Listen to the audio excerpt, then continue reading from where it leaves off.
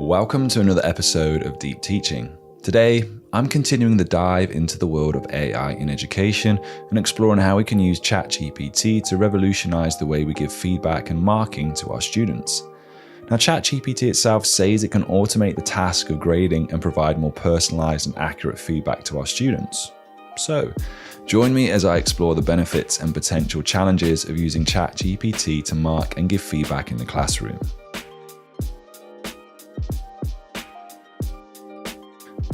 I'm going to show you two examples how I've used ChatGPT to provide feedback for students at two different ends of the school. So the first example I'm going to show you is how I've used it with Year 12 in A-level biology. Now, I originally set them a task that involved them doing some research. And then from there, they were going to construct 20 minutes to construct an answer in which then we go through marking it. Now, this kind of came about accidentally because what happened was when the students started to do their research, some of them started to use ChatGPT. So some of them were aware of it, others not a clue. So they started to log in and they were using it to find information, to ask questions, very much, I suppose, like as a tutor, as a collaborator. And I was like, this is perfect. Real good examples of how it can be used. And even ChatGPT, it says, individual tutoring in terms of you can set it up to work that way, ask questions, answers, help, support learning. Perfect. Students are really using it as a resource to learn from. This is what we want. Let's go with this idea. So the idea was this. Wanted to develop their skills in terms of being able to construct longer answers. They need to be able to do it. So it's like, right, this is a perfect opportunity, as well as for them to be able to go, right, we can utilize this independently to gather feedback and improve. So we kind of test a little bit. So they were making their notes, gathering their notes, and this is kind of the criteria of how to structure it. And then they had 20 minutes to type an answer, and I gave them this. So we came up with a rubric. So ChatGPT helped come up with a rubric with marks, and then I created the prompt. So the prompt was here, and I gave them some instructions of then what to do.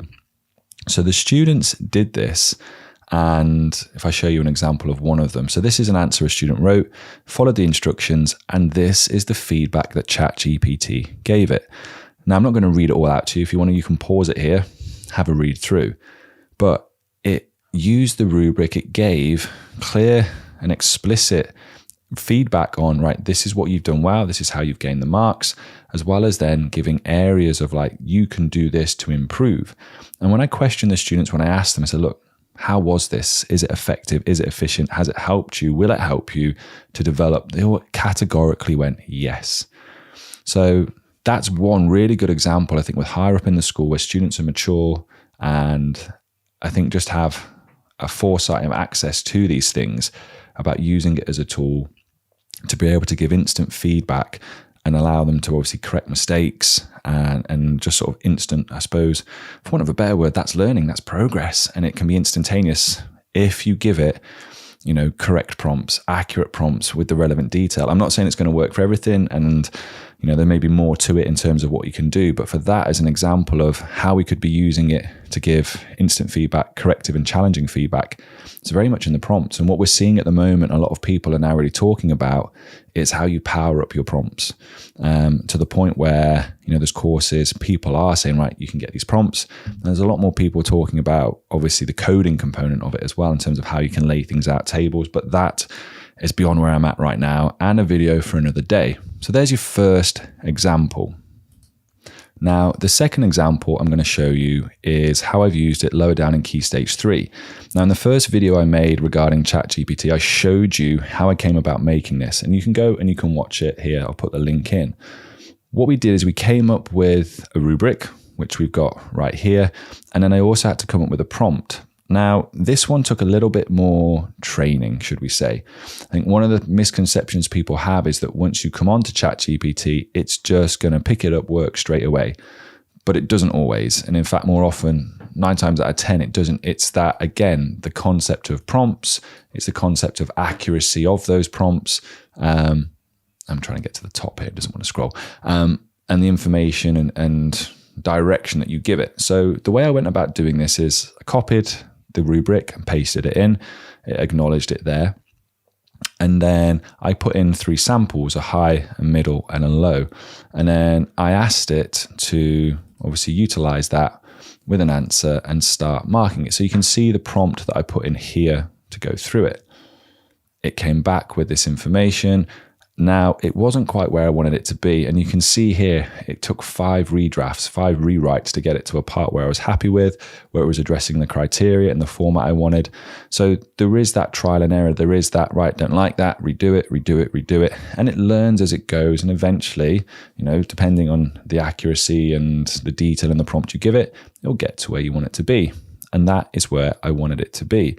So I have been taking my students' answers, I've been copying it in, and this is the feedback it's been giving me.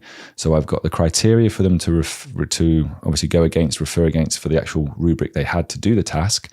It gives me the mark out of 5 for each area, and it gives me then strengths, and it gives me areas for development.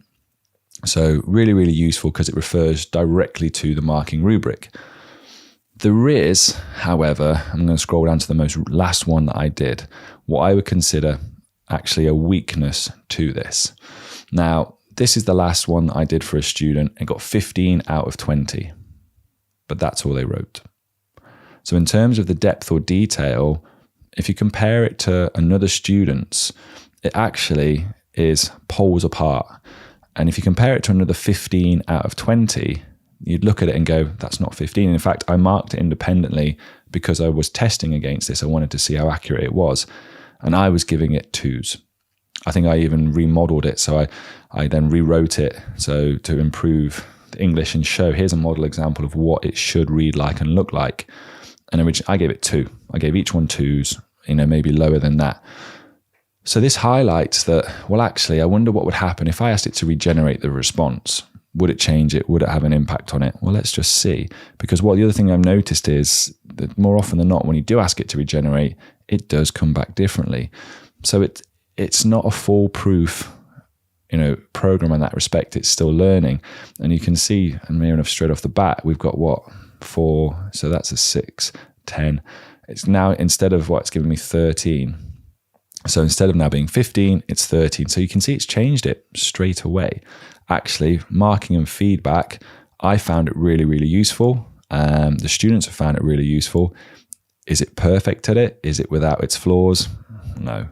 So just be mindful and careful how you use it to give your marking, to give the feedback to students, dependent on what you're looking for. And that's it for today's episode of Deep Teaching. I hope you found this information on using ChatGPT for marking and feedback helpful and informative.